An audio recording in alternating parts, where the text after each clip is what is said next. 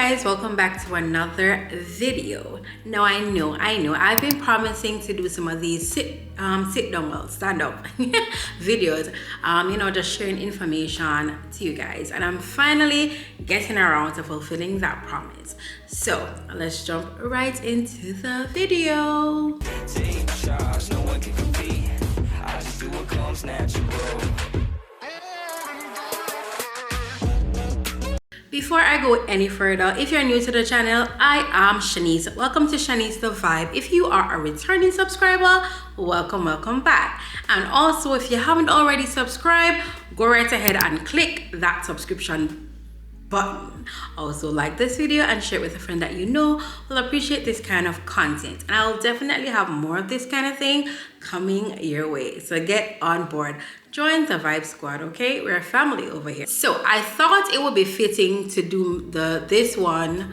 I'm talking about how I landed in Canada. Now, even though I've talked about this before, like, how I got here, I do get a lot of questions about this still. And I think it's still fitting for me to do a video kind of giving you in a nutshell how I landed here in Canada or migrated to Canada as a permanent resident. And I know today it's not as prevalent as it probably was before. A lot of persons have had to take other routes in order to get here and then eventually work their way up to permanent residence. So a lot of people are curious as to how I landed as a permanent resident. So I'm just gonna give you my little story time and talk about how I got here. Now, before I even get into the video, I just wanted to say, migrating is not for the weak. Migrating is not for the weak. If you're weak, it's not for you. Migrating takes patience. Migration teach you patience, okay? Migration tests your faith, and I'm not even exaggerating, okay? Let's just get that out of the way. So if you know that, you don't have the patience and you want something to happen, like, no, this is not for you. But yeah, I'm telling you, it tested my faith, and I'm impatient, okay? I'm gonna just be honest. I am impatient, but I had to learn patience and I had to wait on God's time. First of all, migrating to Canada took years for me. A lot of people did not know this. A lot of people will message me and say, hey, I see that you're in Canada, I want to come. It's not that easy. It took years for me to actually got here. This has been a journey. I decided fully mentally, because I have a sibling who lives in Canada and would always ask me, you want to come to Canada? And I'm like, no, I love Jamaica. No, I want to stay. However, in the latter part of 2017, I made that decision to migrate to Canada. That's after finishing my bachelor's in early childhood education, and I realized that, hey, nothing was not happening for me in Jamaica. I was just stuck. I was not achieving nothing. It was just not it, okay? So that's when I made that decision. So at that time, we created my account, an IRCC account, and basically I realized that I needed kind of more points. I had a lot. At the time I had 405, I believe, or 400, one of them, right?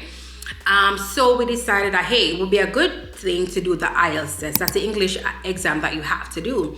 Now, if you get like 8 in listening, you get up in the 8s and the 7, then that can increase your score. So that was the game plan.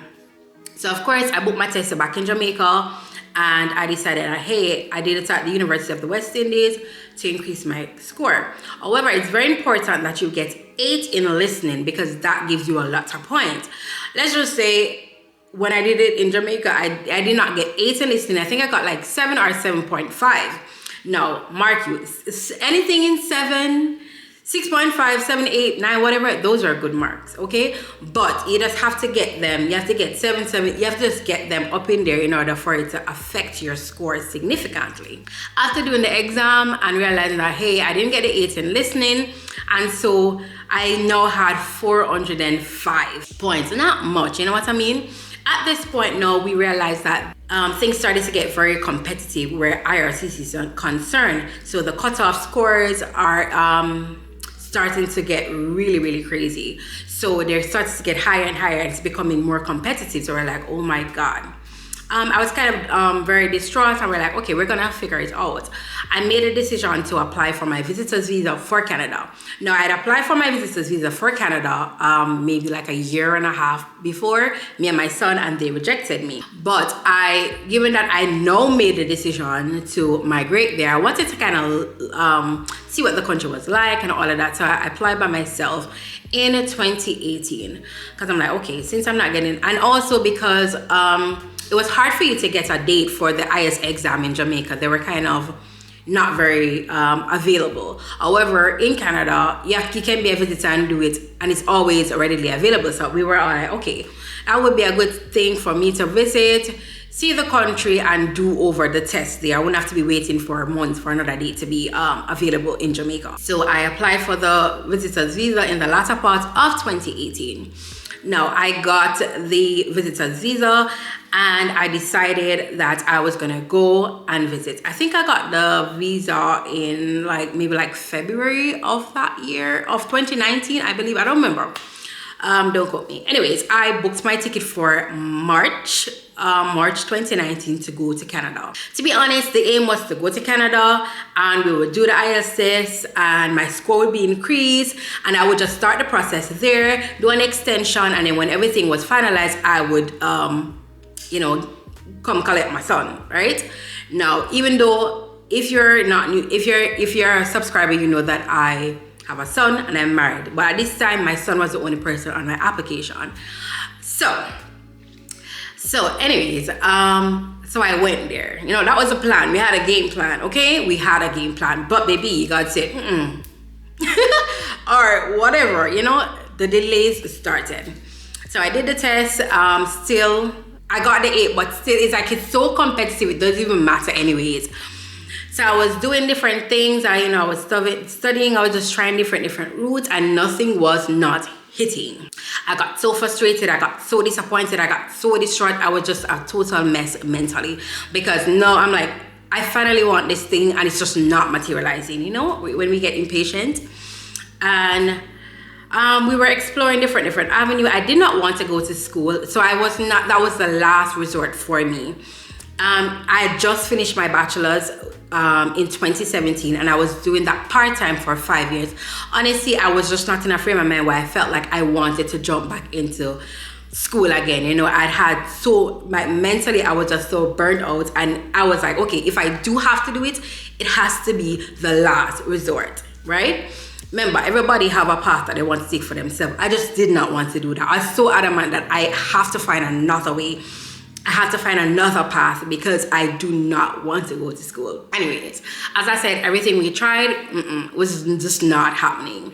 I remember walking from the coffee shop, Tim Hortons. I was studying to do the IELTS test, practicing, to do the IELTS test, and I was walking home, and I don't know if it was a caffeine or whatever, but I was just walking, and I was talking to myself, to God. I was just talking, I'm like, you know what, I'm so tired of this. I can't, I was just venting. I was just walking and venting. Like, people would probably think I'm crazy.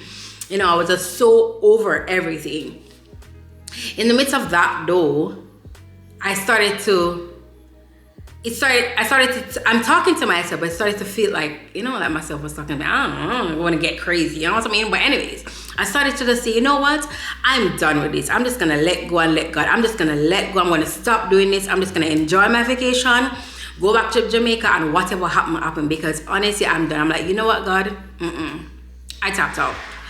I'm leaving it to you. Whatever happened, because I am so over it. I was basically just walking and talking. As I said, it could be the caffeine, because at that time, I had like 3 cups of coffee, baby. So it was possible, right?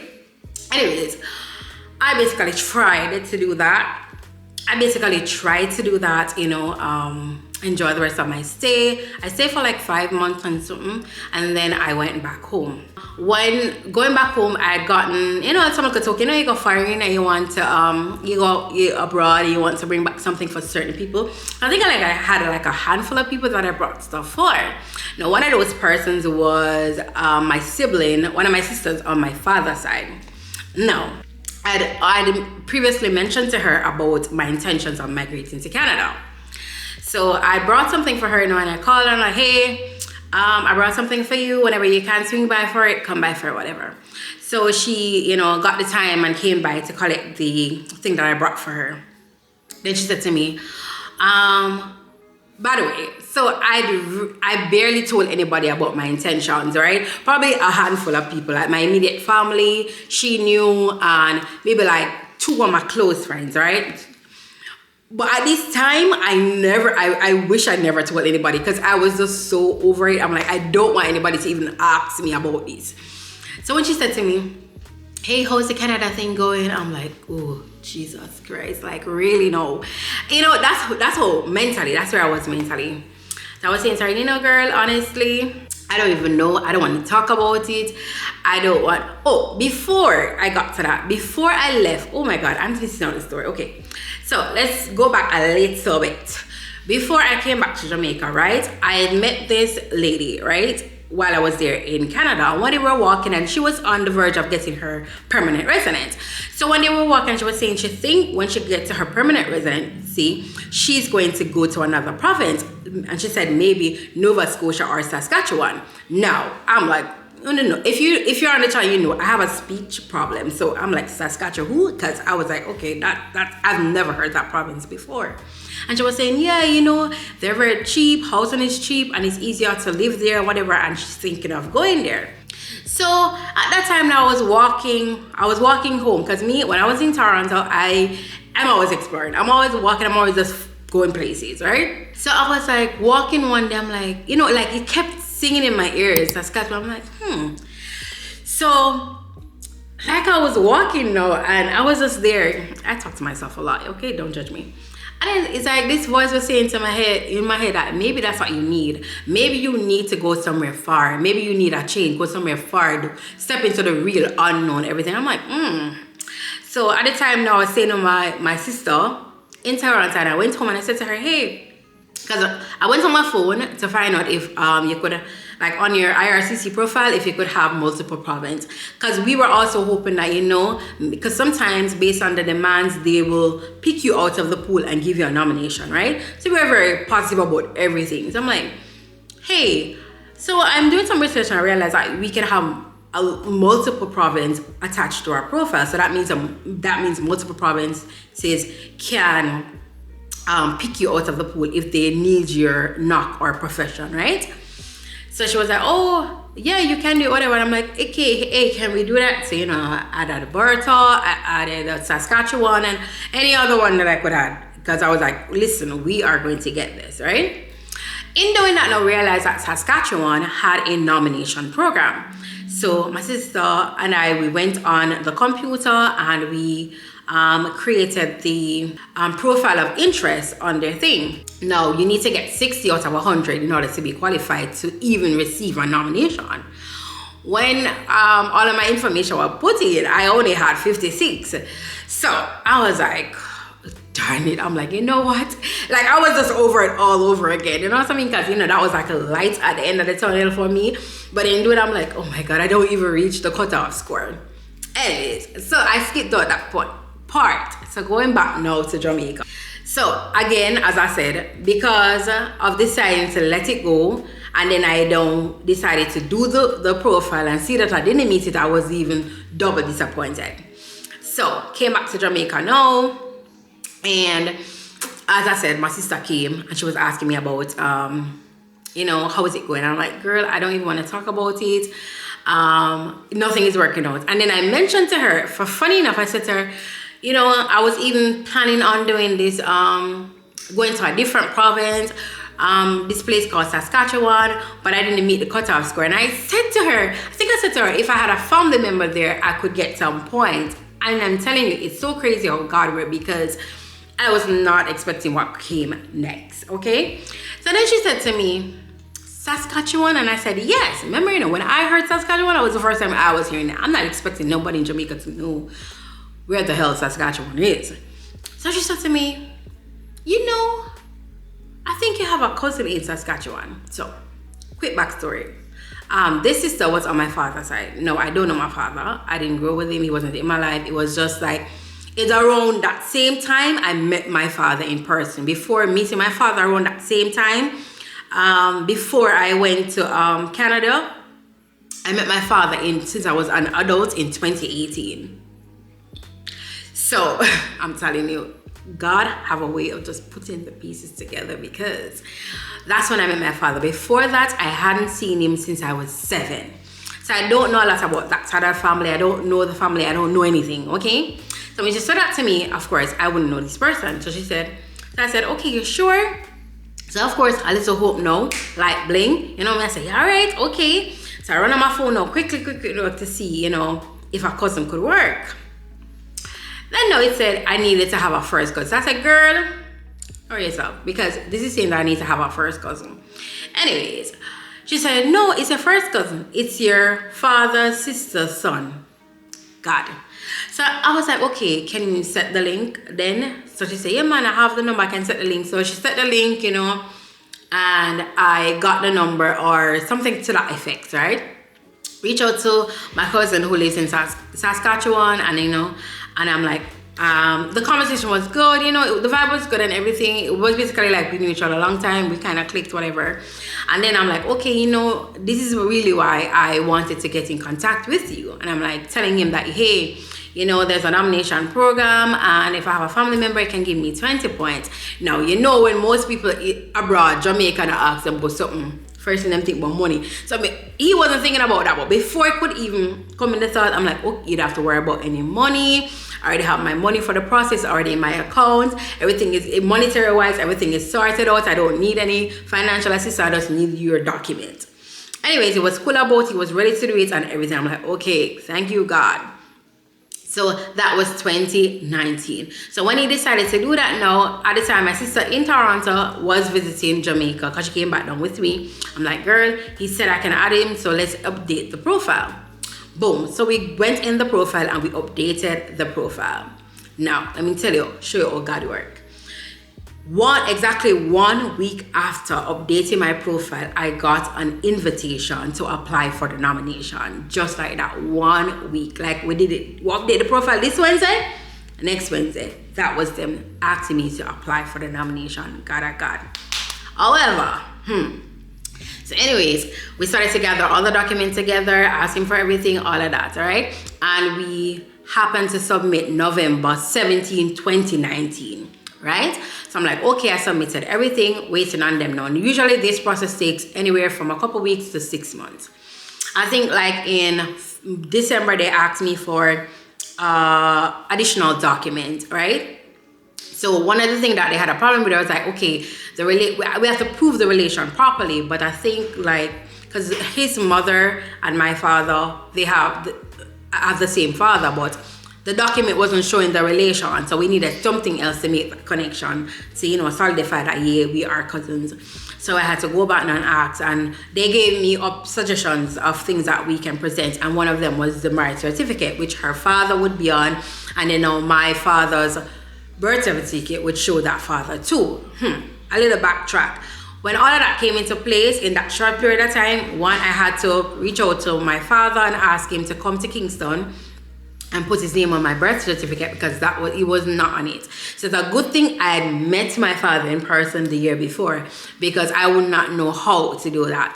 He willingly came to Kingston. He put the name on my birth certificate so I could easily make that connection.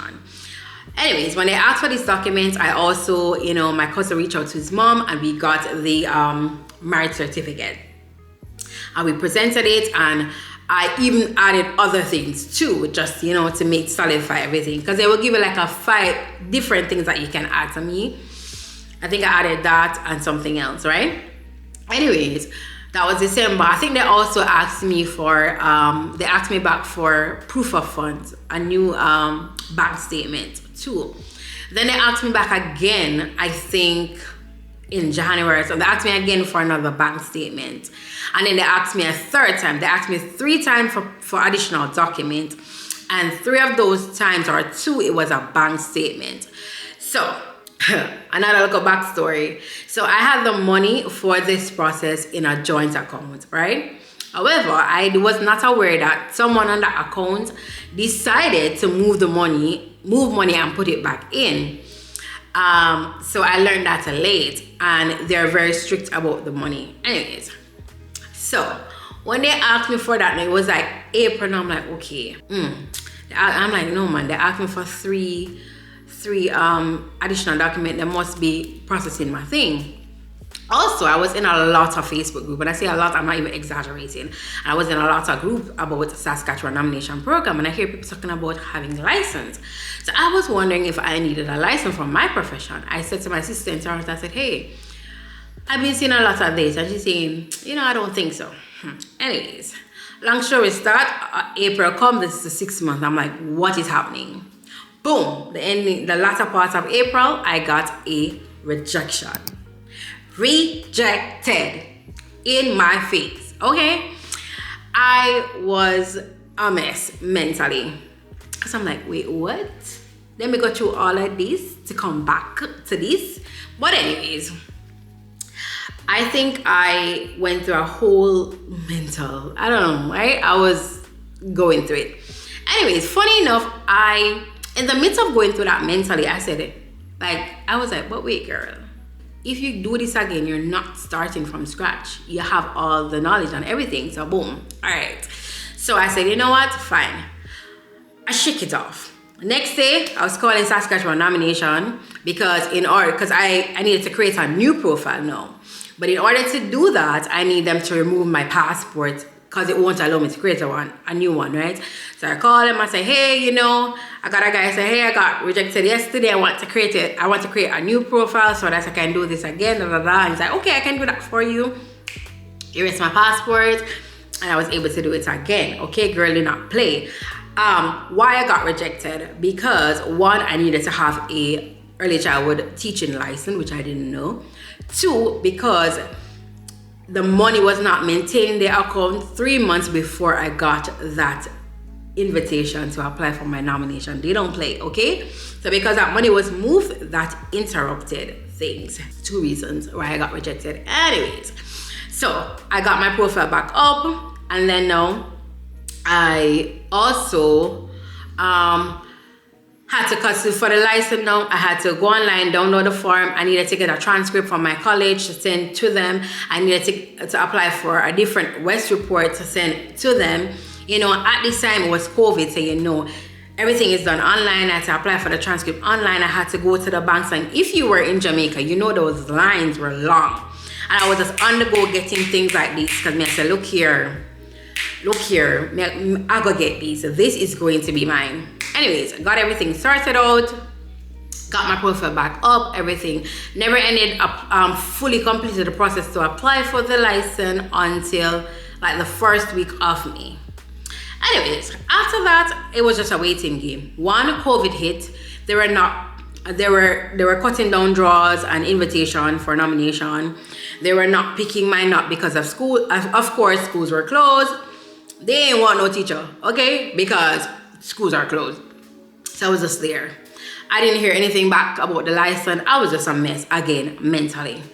Anyways, so I reached out to the Ministry of Education here in Saskatchewan and say, hey, I applied for this license. I haven't gotten anything. What's up? And they say, well, that little robot reply, oh, we're processing you something, blah, blah, blah. Anyways, October 5th, 2020, then I got the license from Saskatchewan. I had started a new job within this time, and after getting the license, we went back in the profile and say, hey, all right, let's add the license, thinking that it would give me some extra points. No, it didn't. But then I remember that I had a couple years and 6 months, and based on the time I was in this new job, it would have accumulated 1 extra year. So I added that now, and that gave me 2 extra points. So before doing that, I had 76 out of 100 points. But me adding this new job to it now gave me 2 extra points, and I had 78, right? Remember I told you I haven't picked my knock at all. I reapplied from April to now October of 2020. Anyways, I know I had the license. It was just a waiting game, waiting on God for doing thing. Yeah. Anyways, bright and early November. That was me. They had finally picked my knock after how many months, and the cut-off score was a whopping 78. You would have had to have 78 points or higher in order to be invited to apply for the nomination. And you cannot tell me I am not God's favorite. You cannot tell me God does not have my back, because what? So, of course, I had everything well. Only thing I had is to get some date change. And I went to wherever I had to go to get the date change and all that, but I already had everything because I was just waiting. So of course, I got everything together. I didn't leave anything unturned. I made sure that I had everything together, organized. Me a veteran now. I'm a veteran. I knew where I went wrong, okay? So anyways, quickly, I got an invitation November to apply, right?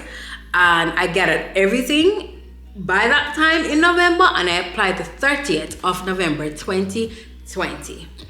So when I applied now, I'm there and I'm like, oh my God, December 2022. I don't remember what happened. I'm like, okay, because usually a lot of places after a certain time them stop do work. Canada, it's slow down. With the holiday season, I'm like, okay, I just have to wait till next year, because I remember what happened before. Listen, God said, what you said? No, girl. No, Shanice, because December 30th, 2020, that was me getting my nomination from Saskatchewan. Right there, so, okay? God said, it is your turn. And I got it within 1 month this time. I didn't wait any 6 months. 1 month I got the nomination, because this time, remember, when I start from scratch. So it was time for me now to get myself ready to, get everything in for IRCC. What do you know? My profile expired the beginning of the year, so I had to create a new profile, because every year your profile expires. I had to create a new profile. But guess what? My nomination had the old profile. So look at me now. I had to go email Saskatchewan nomination for them to send me a new nomination with this new profile. But I said, you know what? It's okay. It's all right.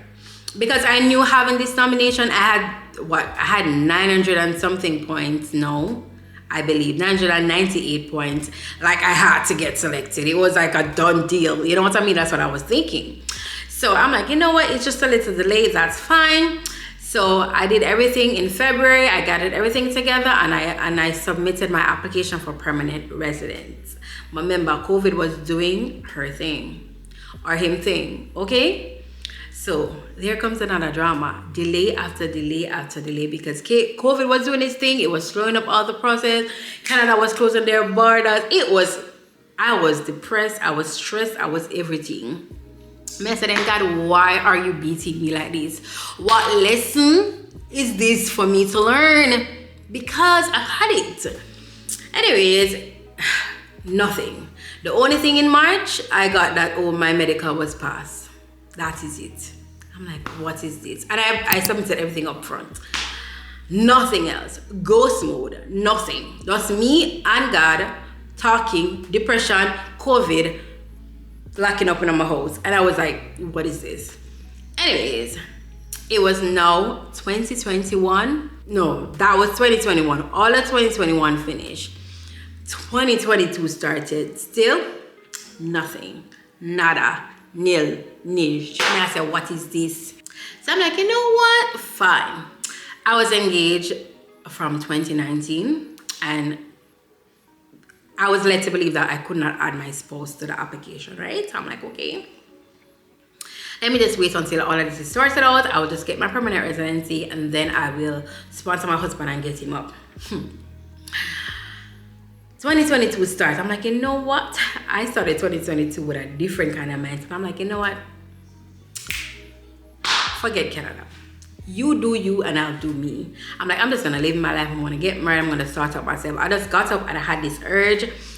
Before that, as I said, I was in a lot of group, and a lot of like Indians and Africans were in the group, and people from Asia was in the group, and they were adding their spouse to the existing application, and they were getting permanent residency for everybody. So I'm like, So I started to do some research, and more, and I realized that it actually was beneficial to do that than to come and try to get him up.